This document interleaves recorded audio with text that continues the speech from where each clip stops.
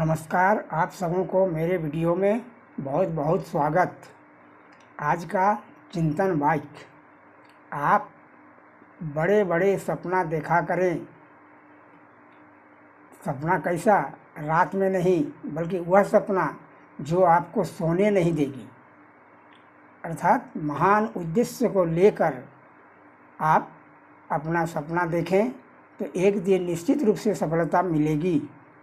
वह सपना जो आपको सोने नहीं देगी, अंतःकरण में उसी का चिंतन होगा। यह सपना किसी के लिए भी हो सकता है। जब एडिसन ने बल्ब का आविष्कार किया तो दिन रात एक करके लगभग 10,000 बार गलतियां किए। जब उनसे पूछा गया तो उन्होंने कहा कि मैंने 10,000 बल्ब नहीं बनने का विषय में सीखा और अंततः सफलता प्राप्त किए। उसी प्रकार यहाँ पर केवल विद्यार्थी के लिए ही नहीं, सामान्य जन के लिए भी कहते हैं कि यदि आप परमात्मा को पाने का सपना देखेंगे तो दिन रात आपको एक करना होगा। हमेशा उसी पर चिंतन रहना चाहिए। दिन रात एक ही चिंतन होना चाहिए कि भगवान कैसे प्रसन्न हों, कि उनकी कृपा मुझ पर लगे। अर्थात यह सपना आपको सोने नहीं देगी। अब आज हम सांख्य योग का संक्षिप्त विवरण दे रहे हैं। पहले तो जानिए कि सांख्य योग किसके लिए है, उसका अधिकारी कैसा होना चाहिए। जिसकी बुद्धि आसक्ति रहित है, अर्थात जिसकी बुद्धि किसी काल, परिस्थिति, घटना आदि में लिप्त नहीं होती है, वे ही सांख्य योगी बन सकते हैं। जो शरीर पर विजय प्राप्त कर चुके हैं। शरीर पर विजय प्राप्त करने का मतलब हुआ आलस्य, प्रमाद आदि दोष किंचित मात्र भी नहीं रहे। उसके बाद उसका तीसरा लक्षण होना चाहिए, खाने पीने के बारे में तनिक भी परवाह नहीं करे। उसे यह सोचना नहीं है कि मुझे क्या खाना है, खाना कैसे है, कब पाएंगे, कब खाएंगे। रूखा सूखा जो भी भगवान अवश्य जुगाड़ करेंगे। इसके साथ ही जाड़ा, गर्मी, शीत, वर्षा आदि सभी काल, सभी परिस्थिति में केवल और केवल भगवान का ही चिंतन रहे। उसका अंतःकरण शुद्ध हो। अंतःकरण शुद्ध होने से कामना, ममता, आसक्ति आदि नहीं रहती है। किसी व्यक्ति, वस्तु, परिस्थिति का उसके ऊपर कोई प्रभाव नहीं पड़ सकता है। तो सांख्य योगी इस प्रकार से होना चाहिए। वह भी एक योग की प्रक्रिया है। भगवान तो कहते हैं कि तू मेरे अधीन हो जा तो मुझे सब कुछ मिल जाएगा, आपको खाने पीने के लिए सोचना नहीं पड़ेगा। तो एक सांख्य योगी इसी प्रकार से होता है। उनके लिए सांख्य योगी सदा ही परमात्मा को प्राप्त करना चाहता है।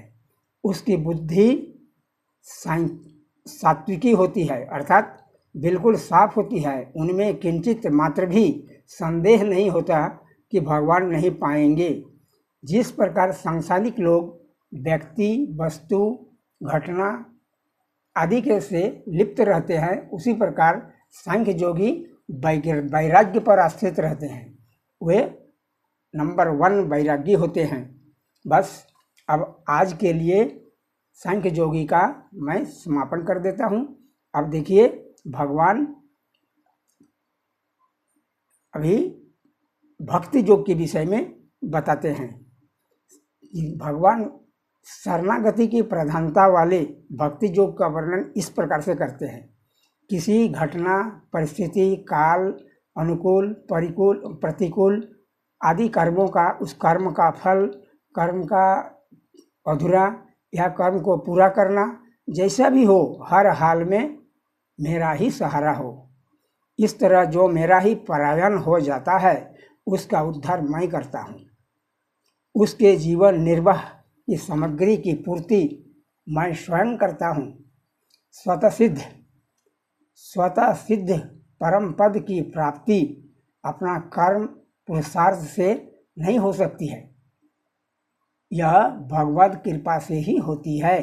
जब भगवत भक्त की अनन्य निष्ठा सिद्ध हो जाते हैं, तब परिस्थिति का उन्हें, परिच्छिन्नता का उन्हें किसी प्रकार की चिंता नहीं होती है। उनमें सिद्ध होने पर भगवान स्वयं सभी इच्छाओं की पूर्ति करता है। इसलिए भगवान कहते हैं कि तू मेरे ही शरण में आ जा। शरणागति का मतलब हर परिस्थिति में वह भगवान का शरणागति होता है। तो जीते जी वे भगवान के विषय में, उनकी लीलाओं के विषय में जान सकते हैं, भगवान की लीलाओं को समझ सकते हैं, लीलाओं को अनुभव कर सकते हैं। जिस भक्त की धारणा रहती है कि किस तरह से प्रभु कहाँ पर हैं, कैसे हैं, उसमें यदि स्थित होता है तो वह मरणोपरांत भी उस लोक की प्राप्ति हो जाती है। किंतु यहाँ पर हमें हमेशा सोचना है। अब भगवान अर्जुन को विशेष रूप से आज्ञा देते हैं, तू संपूर्ण कर्म मुझे अर्पण करो, तू संपूर्ण कर्म मुझे अर्पण करो, यहाँ तक कि स्वयं को भी मुझे अर्पण करो, मेरे साथ अटल संबंध कर ले। अर्थात तू समझ कि तेरा मन, बुद्धि, इंद्रिय, शरीर जो कुछ है तेरा कुछ नहीं, बल्कि सब मेरा है, सब कुछ मुझे अर्पण कर दे। तो संसार में हम देखते हैं लोग प्रायः धन, दौलत, परिवार, कुटुंब को अपना समझते हैं, किंतु यह बात बिल्कुल गलत है। मैं जब नवधा भक्ति प्रारंभ किया था उस समय भी कहा था, आप पूर्व के वीडियो में देख सकते हैं कि घर, परिवार, कुटुंब आदि अधिक से अधिक आपको श्मशान तक ले जाएंगे और शरीर जो है वह चिता तक जाएगा, लेकिन उसके बाद आपके साथ आपका कर्म, आपका धर्म ही जाएगा। इसलिए कोई किसी का इस युग में, इस शरीर में, संसार में नहीं है। भगवान स्वकीय हैं, वे अपने हैं। मनुष्य अपना मानेगा तो वे मनुष्य के बस में हो जाएंगे। भगवान भक्त के दास होते हैं। भगवान स्वयं कहते हैं कि मैं तेरा दास होकर रहूँगा। फिर यहाँ पर देखिए अर्जुन का रथ चला रहे हैं। अर्जुन जैसा जिधर जाने बोलते हैं जाते हैं, रथ को रोकने बोलते हैं तो रोकते हैं, अर्थात अर्जुन का दास बन गए हैं। हालांकि अर्जुन को यहाँ पर संसार को शिक्षा देने के लिए कहते हैं, लेकिन अर्जुन में भी भगवत भक्ति थी, तभी जाकर के ये सब संभव हो पाया था। तो भगवान ऐसे भक्तों को अपना मुकुटमणि बना लेते हैं और भगवान का निरंतर चिंतन तभी होगा जब मन में बैठ जाएगा कि भगवान का मैं हूँ। भगवान कहते हैं तू मेरे चित्त वाले हो जा, तू सब समय मेरी ही चिंता कर। बस आज के वीडियो में इतना ही। भक्ति योग का प्रसंग पुनः कल परसों के किसी वीडियो में आगे बढ़ाऊंगा। आप सबों को मेरा वीडियो देखने सुनने के लिए बहुत बहुत धन्यवाद।